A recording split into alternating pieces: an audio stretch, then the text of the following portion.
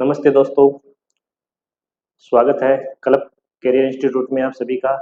अपने बेसिक चीज़ें स्टार्ट कर रहे हैं मैथ में, जो अपने रीट में फर्स्ट ग्रेड के फर्स्ट पेपर में और जो छोटे-छोटे जो भी एग्ज़ाम होते हैं अपने, उनमें सभी में ये चीज़ें काम आती है मैथ। जहाँ पर भी मैथ आएगी तो ये चीज़ें आए बेसिक मैथ में, ये सारी चीज़ें काम आती है, ठीक है? और ये चीज़ें यदि अपने आने लग गई तो अपने को मैथ में तो थोड़ा-थोड़ा कॉन्फिडेंस आने लग जाता है। क्या है कि कुछ बच्चे जो आर्ट वाले हैं, जो उनको फर्स्ट ग्रेड देना है, तो अपने देखा था इस बार फर्स्ट ग्रेड के अंदर पहले पेपर में सभी की दिक्कत आ रही थी और मैथ के 10 क्वेश्चन आते हैं। तो जितना हो सके अपने यदि बेसिक से शुरू करेंगे तो अपने पास टाइम भी है, आराम से कर सकते हो, ठीक है? और बेसिक मैथ यदि आपने करना स्टार्ट कर दिया तो मैथ में थोड़ा थोड़ा कॉन्फिडेंस आएगा और कॉन्फिडेंस ही अपने को क्वेश्चन है वो सही करवा सकता है, ठीक है? और बार बार प्रैक्टिस, प्रत्येक चीज की आप बार बार पढ़ोगे तभी आपको चीजें क्लियर होती जाएगी, ठीक है? तो अपने स्टार्ट करते हैं नंबर सिस्टम। वैसे तो हमने 6 क्लास में मान लो या 5th क्लास में मान लो बचपन से ही नंबर सिस्टम पढ़ते आ रहे हैं, ठीक है? लेकिन अब इनको ध्यान ध्यान रखना है क्या चीजें कब कब काम आती है। अब इसी से क्वेश्चन आता है अपने, ठीक है? सभी के पेपरों में एक क्वेश्चन आराम से मिल जाता है। तो देखो, नंबर सिस्टम में अपनी संख्याएं पढ़ते हैं। सबसे पहले हमने संख्याएं शुरू करते हैं प्राकृत संख्याएं, natural number.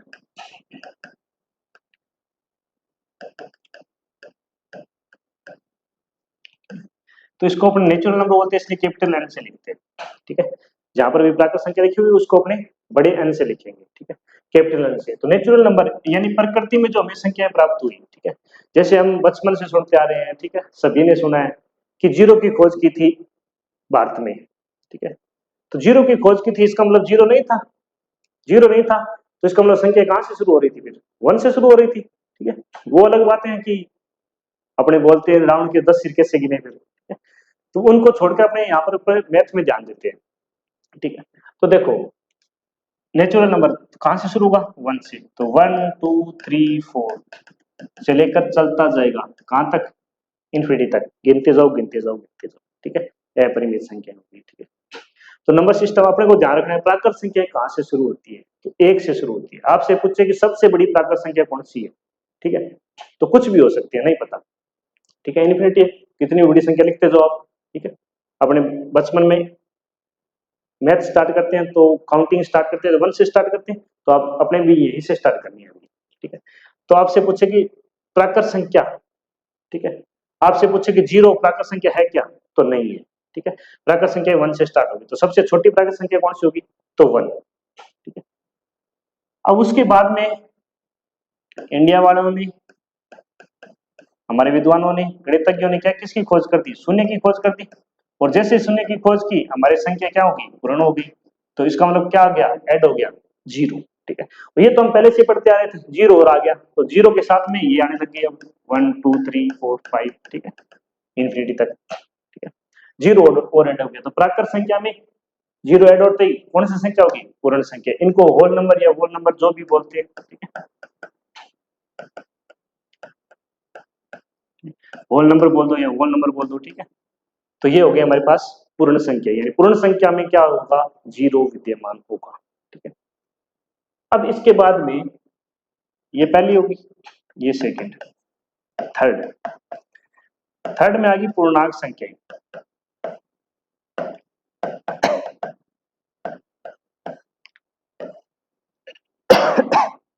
Sorry, integer number,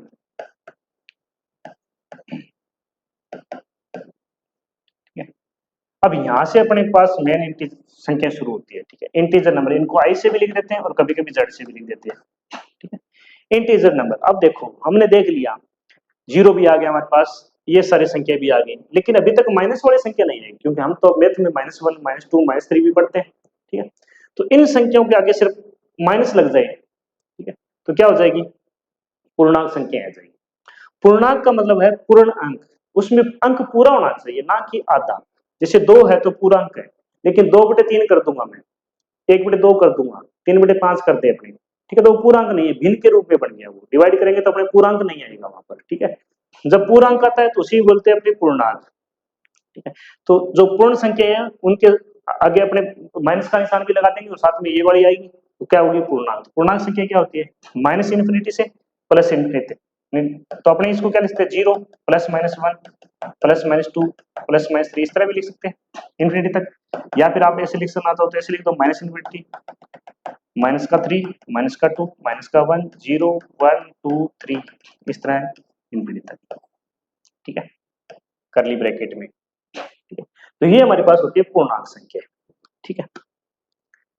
तो आपको बोल दें, जैसे आपको बोल दिया कि 22/4, ठीक है, तो 22/4 का डिवाइड तो हमें पता जा रहा है, ठीक है, कितना आ गया 11/2, लेकिन ये पूर्णांक कोई पूर्णांक मान तो नहीं है हमारे पास, पूर्णांक तो नहीं है, 11/2 भिन्न के रूप में आया, ठीक है, तो पूरा अंक आना चाहिए हमारे पास। यहाँ पर हमें ये बोल दें कि 25/5 ये क्या कौन सी संख्या है, तो हमें पता है 5 से डिवाइड जा रहा है, 5 आ गया, इसका मतलब 5 पूर्णांक संख्या, ठीक है, तो पूर्णांक संख्या है। तो यदि पूर्णांक संख्या यानी सुंदर सुंदर संख्याएं देख जो हम पढ़ते हैं वो सारी क्या होती है, पूर्णांक संख्या होती है, ठीक है, जिनमें प्लस वाली भी आती है, माइनस वाली भी आती है, जीरो भैया भी आती है, तो सारी ये क्या होती है, पूर्णांक संख्या होती है।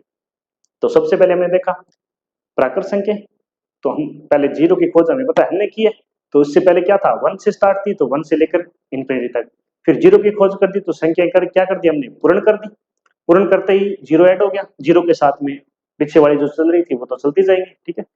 फिर पूर्णांक संख्या है, पूर्णांक संख्या बोल रही है कि पूरा पूर्णांक होना चाहिए, उसे नहीं मतलब कि आगे निशान प्लस का लगा के माइनस का लगाए, माइनस का निशान क्या इंडिकेट करता है, कोई भी चीज कम हो रही है, ठीक है, प्लस का निशान मतलब बढ़ रही है, ठीक है, तो इसको इससे कोई दिक्कत नहीं है, तो प्लस और माइनस दोनों वाली सारी संख्याएं, इन संख्याओं के आगे पूर्णांक संख्याओं पूर्ण संख्याओं के आगे यदि माइनस लग गया तो वो भी पूर्ण किस में आ जाएगी, पूर्णांक संख्या में आ जाएगी, इंटीजर नंबर में आ जाएगी, तो प्लस और माइनस वाली सारी संख्या आ जाएगी, ठीक है, जीरो भी आ जाएगा।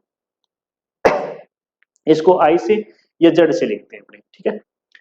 अब इसी पे अपने क्वेश्चन अच्छे क्वेश्चन बनते हैं, तीनों संख्या अच्छी से समझ में आ गई। अब नेक्स्ट देखो, फिर तो बच गई वो वाली संख्या, उनको अपने बोलेंगे प्रीमिय संख्याएं,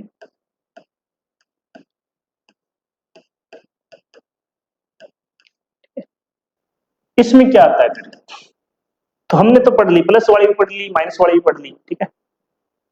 अब कौन सी बच गई, अभी अभी जो संख्या पूर्णांक नहीं थी यानी भिन्न के रूप में थी, वो क्या होती है, पूर्ण संख्याएं, ठीक है। तो इनको क्या लिखते हैं अपने, ज्यादातर क्या लिखते हैं, P/Q के रूप में लिखते हैं, और जहां पर P और Q क्या होती है, P और Q विलोम का मतलब कहां से आएंगे, ये कहां से आएगी, ये इंटीजर नंबर होंगे यानी पूर्णांक संख्या होंगी, ठीक है।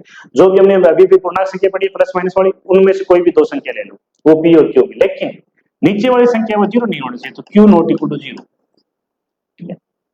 तो ये क्या कहलाएंगे, प्रीमिय संख्या कहलाएंगी, रेशनल नंबर कहलाती है, ठीक है। अब देखो PQ को आप क्या लिख सकते हो, AB भी लिख सकते हो, A/B लिख दो, X/Y लिख दो, कुछ भी लिख दो, उससे कोई फर्क नहीं पड़ता, ये तो एक सिंबल है, ठीक है। तो इसमें कौन सी संख्या आएगी, जैसे ये आ गई 3/2 आ गई, ठीक है, 5/7 आ गई, ठीक है। इस तरह की संख्या जो भिन्न के रूप में है वो क्या होगी, प्रीमिय संख्या होगी, ठीक है। अब देखो हमने एक संख्या पढ़ी थी 22/7, ठीक है, ये किसके बराबर होती है, पाई के बराबर होती है। तो 22/7 तो भिन्न के रूप में है, 22 ऊपर वाली संख्या और नीचे वाली संख्या दोनों पूर्णांक संख्या है, दोनों भिन्न के रूप में है, तो 22/7 क्या होगी, एक कौन सी संख्या होगी, प्रीमिय संख्या होगी। लेकिन पाई, तो देखो जो संख्या प्रीमिय नहीं होती उनको एक अलग नाम दिया गया है, अप्रीमिय संख्या, इरेशनल नंबर,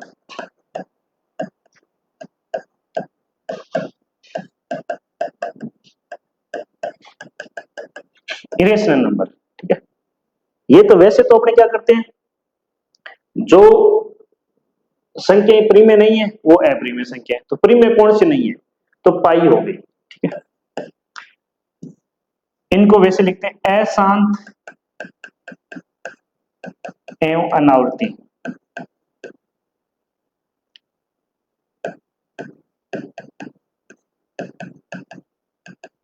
ठीक है, जो शांत भी नहीं होती और आवृत्ति भी नहीं होती, यानी एक पॉइंट के बाद में जैसे आपने 3/2 में भाग दोगे तो या तो ये खत्म हो जाएगा बात, या जाएगा तो पॉइंट के बाद में 3-4 स्टेप तक जाने के बाद में आगे वापस रिपीट होने लग जाएगा, ठीक है, तो आवर्ती फलन हो गया, ठीक है। तो यदि आवर्ती फलन नहीं हो और अशांत हो यानी चलता ही जाए, भाग कभी खत्म नहीं हो, तो आप देखो, तो वो क्या कहलाता है, वो अपरिमेय संख्या कहलाती है। ठीक है, इसमें क्या आएगा, जैसे √2 आ गया, √3 आ गया, जिनका पूर्ण वर्गमूल नहीं निकले, वो सारी अपरिमेय संख्या होगी।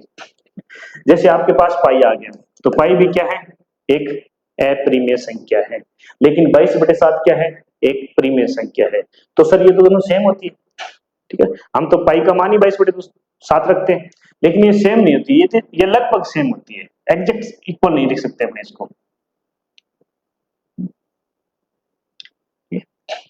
इस तरह लिखते हैं, एग्जैक्ट इक्वल नहीं होता। ठीक है, पाई के, तो पाई तो क्या है, अपरिमेय संख्या है, लेकिन 22/7 क्या है, परिमेय संख्या है। ठीक है, ये ध्यान रखना। ठीक है, इसमें ए भी आता है, एक्सपोनेंशियल फंक्शन वाला, जो हमने पढ़ा था 2.718, इस तरह चलती जाती है वैल्यू। ठीक है, ये अनावृत्ति होती है, बट आगे चलती जाती है। ठीक है, लो वाली वैल्यू आ जाएगी।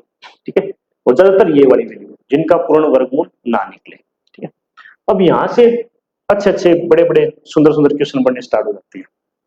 ठीक है, कैसे, अब एक और लिख दो, चलो लास्ट में इसको खत्म करें, नंबर सिस्टम को सीधा सा। तो लास्ट में आ गई वास्तविक संख्या,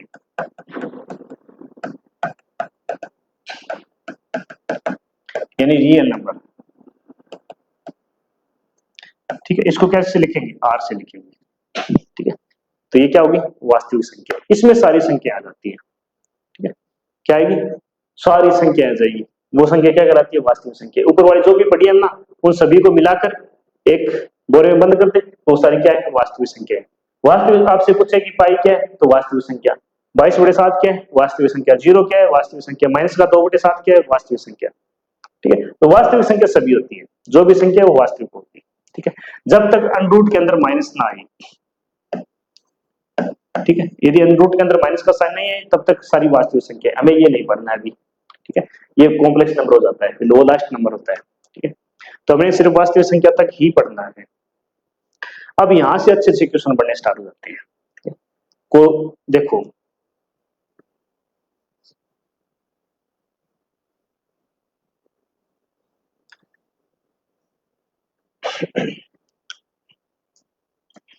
जैसे आपको दे दिया, दो अपरिमेय संख्या दे दी। पहले परिमेय संख्या के बारे में बात करेंगे।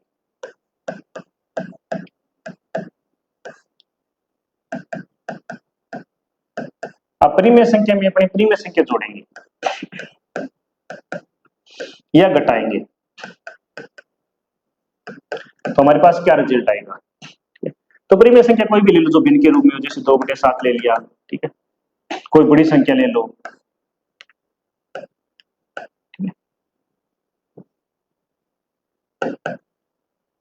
इस तरह कुछ भी ले लो, कट रही है तो काट भी दो। ठीक है, तो भिन्न के रूप में इनको जोड़ोगे घटाओगे, तो जो रिजल्ट आएगा ना, वो भी एक भिन्न के रूप में ही आएगा। ठीक है, तो वो भी क्या आएगा, हमारे पास एक परिमेय संख्या ही आएगा।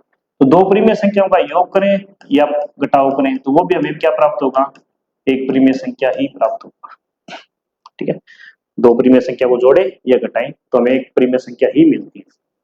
ठीक है, अब ये क्वेश्चन कहां बढ़ते हैं, ये क्वेश्चन बढ़ते हैं अपरिमेय संख्या में। जैसे मान लो एक अपरिमेय संख्या ली हमने,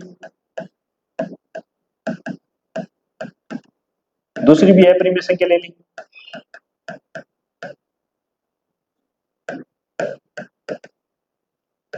दोनों को जोड़ेंगे और घटाएंगे तो क्या क्या पड़ सकता है, वो देखेंगे अपने।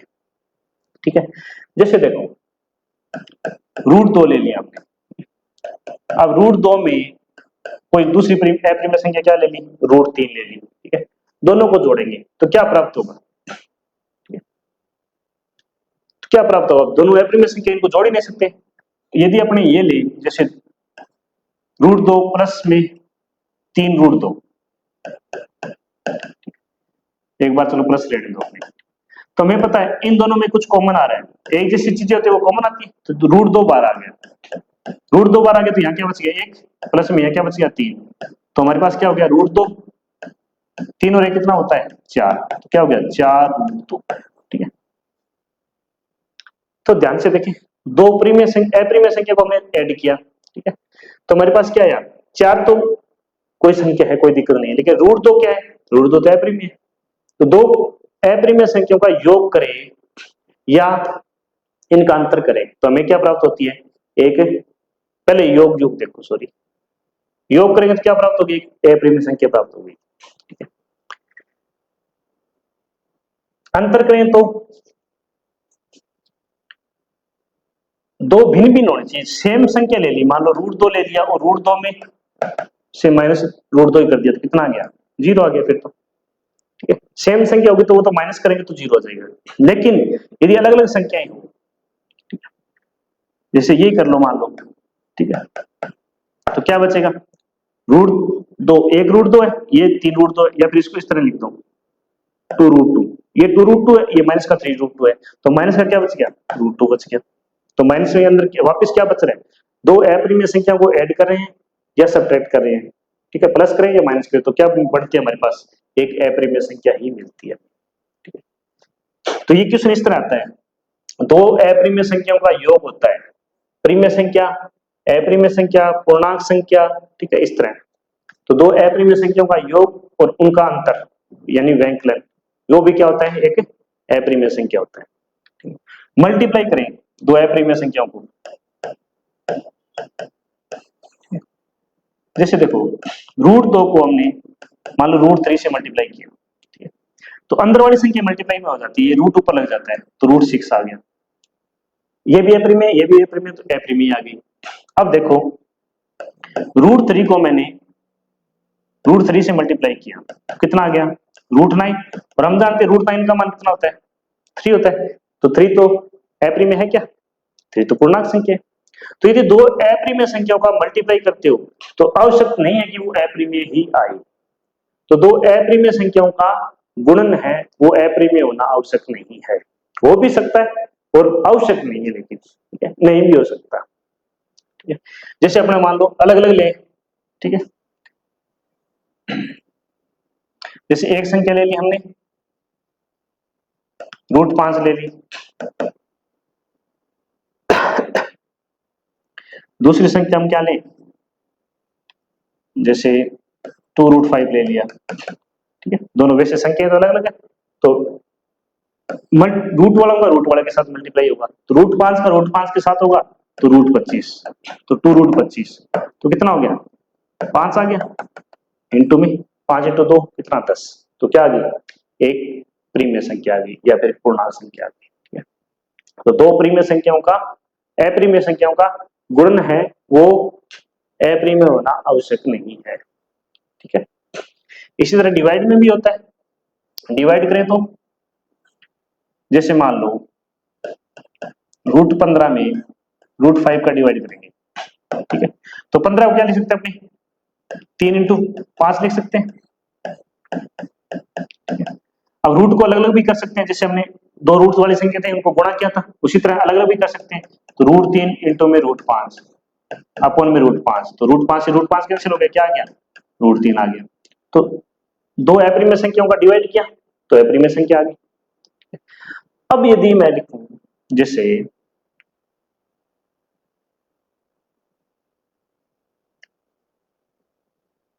√15 में